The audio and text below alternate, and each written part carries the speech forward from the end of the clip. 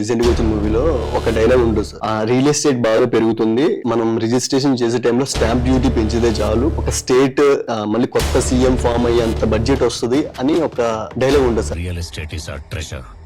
Next 2 years కి state లో ఎక్కడ ఎవరు ల్యాండ్ కొన్నా స్టాంప్ డ్యూటీని 7% ఎక్కువ కట్టాలని ఒక గవర్నమెంట్ ఆర్డర్ పాస్ చేయండి. ఊహించనంత బ్లాక్ మనీ బయటకు వస్తుంది. దాన్ని నేను ప్రాపర్ గా రూట్ చేసి మొత్తం మీ పార్టీకి వైట్ లో పంప్ చేస్తా. అది నిజమే సార్. అందులో సినిమా డైలాగ్ ఓపెన్ ఫారం రాష్ట్ర బడ్జెట్ కి దాదాపు ఇప్పుడు నాకు సుమారు 1,00,000 కోట్ల పైన రియల్ ఎస్టేట్ ద్వారా డైరెక్ట్ అండ్ ఇండైరెక్ట్ సోర్సెస్ లో కొన్ని వందల మంది ఫ్యామిలీస్ బతుకుతున్నాయి. ఇప్పుడు రేవంత్ రెడ్డి గారు ఏంటంటే ఆ డబ్బులు కాదు 7,00,000 కోట్లు అప్లో ఉన్నాం మనం.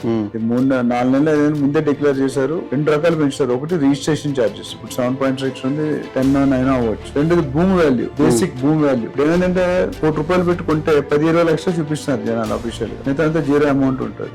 సో దాన్ని ఆ వ్యత్యాసాన్ని తగ్గిమన్నాడు.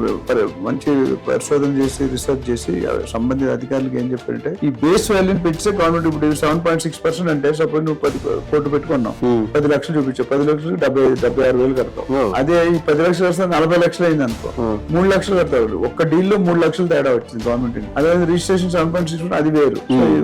ఒక చేంజ్ చేస్తే మొత్తానికే మారిపోతుంది. వేళ ఇప్పుడు స్టాంప్ డ్యూటీ పెంచారనుకోండి, భూమి వాల్యూ పెంచారనుకోండి, భూమి వాల్యూ పెంచితే దాదాపు నీకు 20,000-30,000 crores మినిమం వచ్చేస్తావు ఒక 1 year.